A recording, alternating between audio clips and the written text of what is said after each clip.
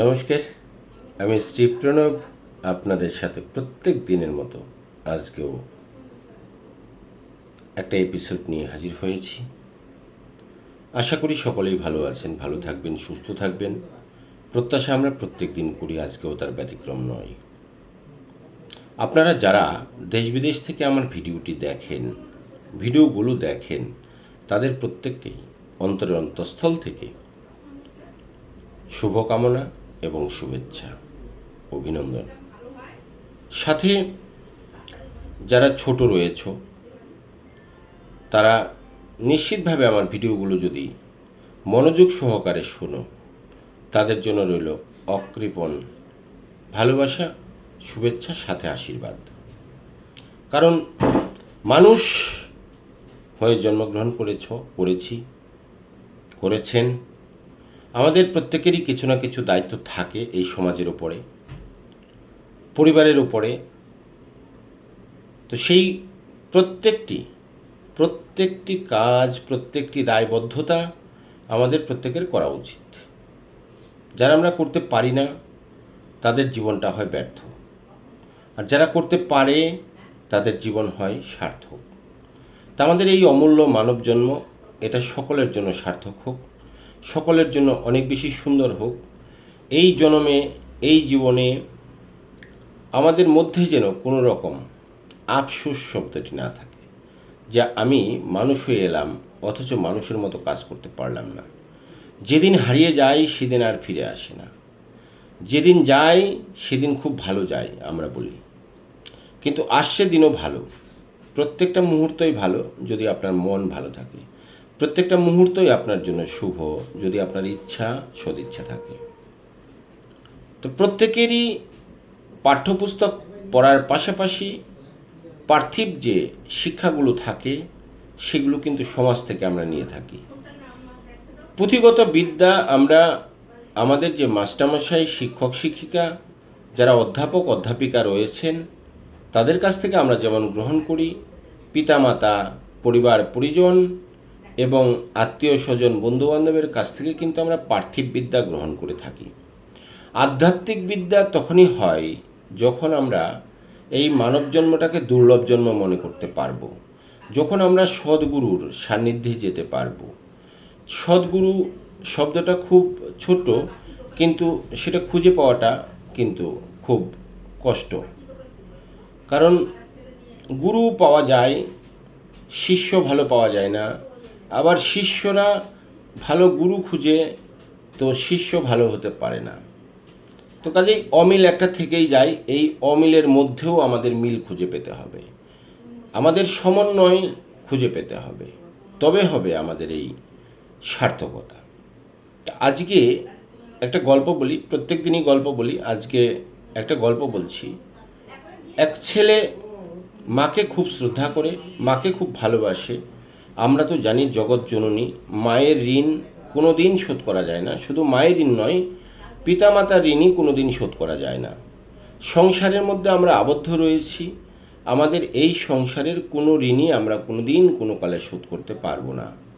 তবে তাদেরকে একটাই কথা বলবো, আমাদেরকে ক্ষমা করে দিও, ক্ষমার দৃষ্টিতে দেখো।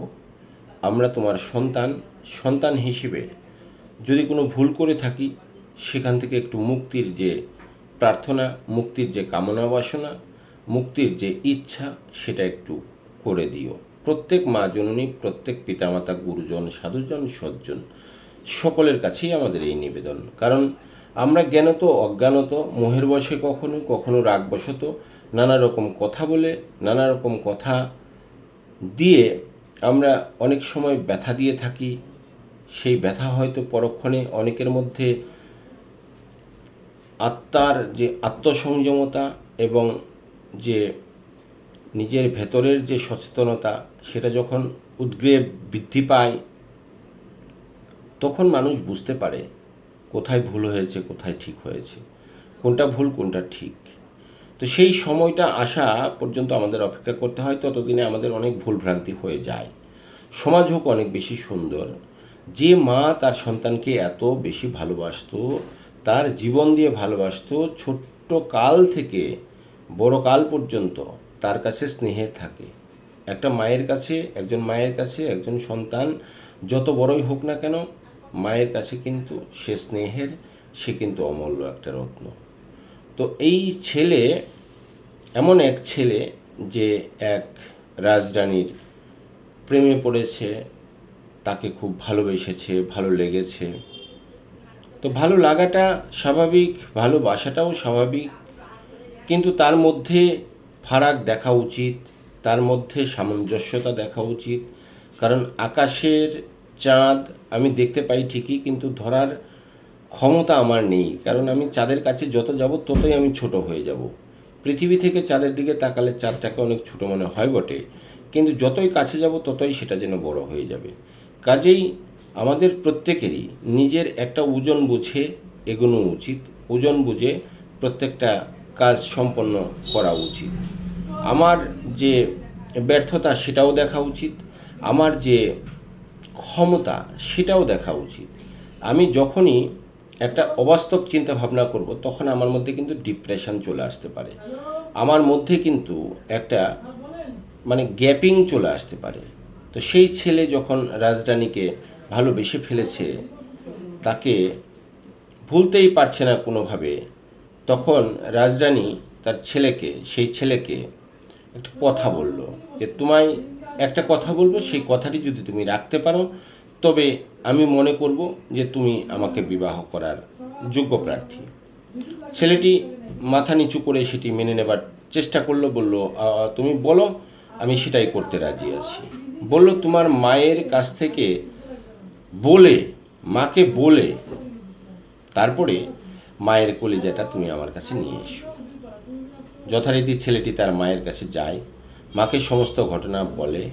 যেহেতু মা জননী দরদিনী, মায়ের কতগুলো সংখ্যা বলবো, কতগুলো শব্দ বলবো, সেই শব্দ ভাণ্ডার আমার ভেতরে নেই, যা বলে তাদেরকে আমি হেয় প্রতিপন্ন করতে পারবো না, অত শব্দ আমার কাছে নেই। কাজেই শ্রদ্ধেয় শব্দটাই আমার কাছে শব্দ। সেই শ্রদ্ধেয়া মা তার সন্তানের সমস্ত কথা শুনে রাজি হয়ে যায় এবং তার কলিজাটা তার ছেলের হাতে তুলে দেয়। কলিজা হাতে দেওয়ার পরে আকাশ থেকে যেন বৃষ্টি আর ঝড় শুরু হয়ে যায়। মুষলধারে বৃষ্টি, তেমনি ঝড়। সেই ঝড়ের মধ্যে ছেলে ছুটছে রাজরানীর উদ্দেশ্যে, তার হাতে মায়ের কলিজা পৌঁছে দিয়ে আসবে। তো মা শব্দটা ছোট, কিন্তু তার মধ্যে যে তার মাহাত্ম্য, তার গুণ, সেটা তো বর্ণনা আমার পক্ষে সম্ভব নয়। কাজেই মা তো মাই হয়, মায়ের জায়গা পৃথিবীর কেউ নিতে পারে না, কেউ না। পিতামাতার জায়গা পৃথিবীতে কোনো দিন কোনোভাবেই পূরণ হয় না। যাদের নেই তারা তো খুব ভালো বুঝে, আর আমাদের যাদের আছে তারা এখনো তার গুরুত্ব বুঝতে পারি না বলে আবার ক্ষমা চেয়ে নিচ্ছি। তো মা চিন্তা করছে, আমার সন্তান আমার কলিজা নিয়ে ছুটছে রানীর উদ্দেশ্যে, তো রাস্তায় তো মেঘ গর্জন করছে, বৃষ্টি হচ্ছে, ঝড় উঠছে, আমার সন্তান যদি পড়ে যায় অন্ধকারে। তো ঈশ্বরের কাছে প্রার্থনা করছে মা যে আমার সন্তানকে তুমি সুস্থভাবে এবং সুষ্ঠুভাবে যাতে তার প্রেমিকের কাছে পৌঁছে যেতে পারে, তার জন্য তুমি বিদ্যুৎ দাও। তখন আকাশ থেকে অমোঘ বাণী আসে এবং মাঝে মাঝে ঝলকানি। সেই বিদ্যুতের ঝলকানিতে তার সন্তান রাস্তা দেখতে পায়। মায়ের অমোঘ বাণী এবং মায়ের যে কর্ম, মায়ের যে কাজ, মায়ের যে ইচ্ছা, সন্তানের প্রতি স্নেহ ভালোবাসা, সেটাই এইখানটায় প্রকাশ করেন এবং ঈশ্বর তার কথা শুনে সেখানে কিন্তু বিদ্যুৎ চমকানো শুরু হয় এবং সন্তান রাস্তা দেখতে পায়। সন্তান দ্রুত গতিতে ঝড়ের মধ্যে, মেঘের মধ্যে ভিজে বিদ্যুতের সেই ঝলকানি আলো দেখে দেখে সে রাস্তা হাঁটতে থাকে। যখন সে রাজরানীর কাছে পৌঁছায়, দেখে হাতে কলিজার টুকরো। তিনি মুগ্ধ হলেন। মুগ্ধ হয়ে বললেন যে সত্যি মা তো মা, এবং তোমার ভালোবাসায় আমি চিরকৃতজ্ঞ। আমি বুঝতে পেরেছি, তবে আমাকে নিয়ে চলো তোমার মায়ের কাছে। এ যে সেই মা, সেই মা, যে মা তার সন্তানকে নিজের জীবনের চেয়েও বেশি ভালোবাসে। এ তো সেই মা, যে মা তার সন্তানের জন্য সমস্ত কিছু ত্যাগ করতে পারে। আমরা জানি শুধু 10 মাস 10 দিন, এটা 10টা মাস 10টা দিন মানে 10 বছর নয়, 100 বছরের সমতুল্য। যে মা হয়েছেন সে নিশ্চিতভাবে জানেন তার বেদনা, তার যন্ত্রণা, তার কষ্ট। এবং তার মুখে যখন সন্তান প্রসবের পরে হাসিটা দেখা যায়, সেটা হচ্ছে পৃথিবীর সবচেয়ে অপূর্ণতার একটা পূর্ণতা প্রাপ্তি। তারপর সেই সন্তানকে দীর্ঘদিন লালন পালন করে বড় করে, তারপরে সন্তান যদি বাবা মাকে দুঃখ দেয়, তার মতো দুঃখ আর পৃথিবীতে কিছু নেই। আর সেই সন্তান যদি অমানুষ হয়, বাবা মায়ের দুঃখের আর শেষ নেই। যদি সেই সন্তান মানুষ হয়, মনুষ্যত্ব বোধ থাকে, সে বিবেকবান হয়, সে চরিত্রবান হয়, সমাজের সর্বস্তরের মানুষের কাছে গ্রহণযোগ্য হয়, তাহলে তার সুখ এবং শান্তির, আর মায়ের আর বাবার যে হাসি, তার যে উল্লাস, তার যে উন্মাদনা, তা একমাত্র যাদের সন্তান মানুষ হয়েছে, সমাজে প্রতিষ্ঠিত হয়েছে, তারাই একমাত্র উপলব্ধি করতে পেরেছে। আমরা এমন সন্তান চাই এই পৃথিবীতে, যে সন্তান পৃথিবীর জন্য কাজ করবে। এমন সন্তান আমরা পৃথিবীতে চাই, যে সন্তান বাবা মায়ের মুখে হাসি ফোটাবে। আমরা এমন সন্তান এই পৃথিবীতে দেখতে চাই, যারা বিগত দিনে ঋষি, মহাঋষি, মনি ঋষি যারা ছিলেন, আবার তারা পৃথিবীতে ফিরে আসবেন এবং এই অসত্যকে সত্যের পথে নিয়ে যাবে। এই সূর্য একদিন সেই সূর্য হবে রক্তিম সূর্য, যা বিবেকানন্দ, বঙ্কিমচন্দ্র, রবীন্দ্রনাথ ঠাকুর, নেতাজি সুভাষচন্দ্র বোসদের মতো, স্বামী শ্যামাপ্রসাদ, স্বামী প্রণবানন্দদের মতো বীর পুরুষের জন্ম হবে এই পৃথিবীতে, এই ভূভারতে, এই অখণ্ড ভারতে। সেই মা হবে আবার ভাগ্যবতী, আবার জগৎজননী। পৃথিবীতে এমন মা আছেন। গৌরাঙ্গ মহাপ্রভু, শ্রী চৈতন্য মহাপ্রভু, যাই বলি না কেন, স্বয়ং শ্রীকৃষ্ণ থেকে শুরু করে প্রত্যেকেই তো মায়ের গর্ভে জন্মগ্রহণ করেছেন। কাজেই আমরা এমন সন্তান চাই। আমি তো মানুষ হতে পারিনি, আমি আর মানুষ হতে পারলাম না, আপনারা শুধু কৃপা করবেন। আপনাদের কৃপা বলে যদি একটু আমার সুমতি হয়, একটু যদি সুবুদ্ধি হয়, আপনাদের বড়দের যদি আমি একটু শ্রদ্ধা করতে পারি, আপনাদের যদি একটু সম্মান করতে পারি, তাহলে যদি একটু এই মানব জন্ম সার্থক হয়, এই প্রার্থনাটুকুই রাখছি। আজকের যে যুব সমাজদের কাছেও একটাই প্রার্থনা থাকবে, বড়দেরকে সবসময় শ্রদ্ধা জ্ঞাপন করা, বড়দের কথা শোনা, বড়দেরকে মান্যতা দেওয়া, বড়দেরকে সামনের সারিতে রেখে তাদের কথা শোনা এবং তাদেরকে অনুসরণ করা। এই যে সামাজিক শিক্ষা, এই পার্থিব শিক্ষা, এই শিক্ষা আজকে প্রায় অস্তাচলে। এই শিক্ষা আবার ফিরে আসুক, মানুষের মধ্যে মনুষ্যত্ববোধ জাগ্রত হোক, মানুষের মধ্যে ফিরে আসুক সচেতনতা, মানুষের মধ্যে ফিরে আসুক মানবিকতা। আজকে আমরা দেখি রাস্তায় কেউ অসুস্থ হয়ে পড়লে ধরার লোক থাকে না। আজকে কেউ রাস্তায় বিপদে পড়লে পাশে দাঁড়াবার লোক থাকে না, কারণ রানার ছুটছে, সেই রানারের মতো ব্যস্ত সবাই। তো এই ব্যস্ততার মাঝেও কিন্তু এই সুন্দর পৃথিবী থেকে সকলকেই বিদায় নিতে হবে। কাজেই মানুষ মানুষের জন্য, জীবনের জন্য, এটা ভুলে কি আর মানুষ হলেন, কি আর মানুষ হলাম, কি আর মানুষ হবেন। আমাদের কখনোই ভোলা যাবে না যে আমরা মানুষ হয়েছি, আমরা মানুষের মতো দেখতে হয়েছি। আমাদের মনুষ্যত্বটাকে জাগ্রত করতে হবে, তবে আমাদের এই জন্ম হবে সার্থক। আজকের যুব সমাজের যে ছেলে মেয়ে, তাদের যে চালচলন, তাদের যে ভাব ভঙ্গি, আদব কায়দা, যা সমাজ মেনে নেয়, হয়তো অনেকের মনে কষ্টও হয়, কারণ আধুনিক বিজ্ঞান, এই প্রযুক্তিতে দ্রুত গতিতে এগিয়ে চলছে এবং বিশ্বায়নের সাথে সাথে মানুষের অর্থনৈতিক পরিস্থিতি এক শ্রেণীর কাছে এত হয়ে গেছে যে তা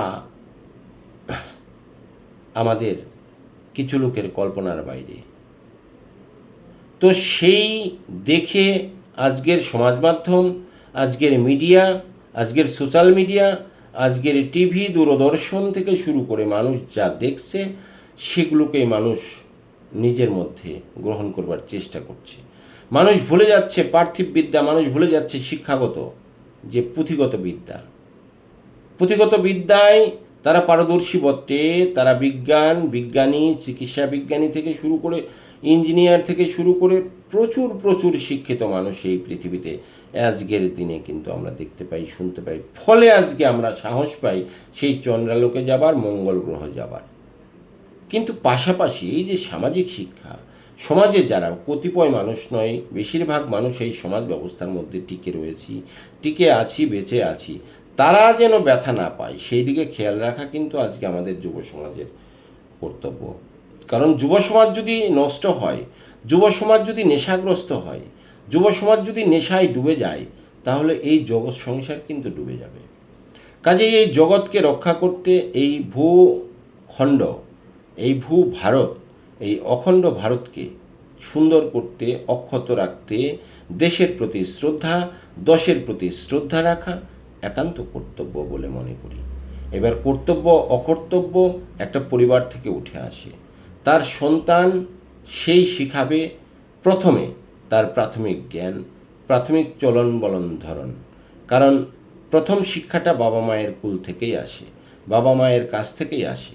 কাজেই বাবা মাকেও অনেক বেশি, আরও বেশি পার্থিব শিক্ষায় শিক্ষিত হতে হবে, সামাজিক শিক্ষায় শিক্ষিত হতে হবে।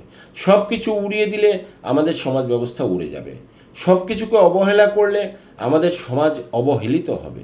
কাজেই আমাদেরকে যদি সম্মানের সাথে বেঁচে থাকতে হয়, যদি বিবেক আমাদের আরও বেশি স্বয়ংসম্পূর্ণ করতে হয়, তাহলে কিন্তু নিজেকে আগে বেশি করে পার্থিব বিদ্যায় বা এই যে পার্থিব জগৎ, সামাজিক যে জীববদ্ধ প্রাণী আমরা, সেই সমাজটাকে আরও বেশি অগ্রগণ্য দিতে হবে। আর বড়দের প্রতি অনেক বেশি শ্রদ্ধাশীল হতে হবে। নমস্কার, সবাই ভালো থাকবেন, সুস্থ থাকবেন। আগামী ভিডিওর জন্য আবার আপনাদের আমন্ত্রণ রইল।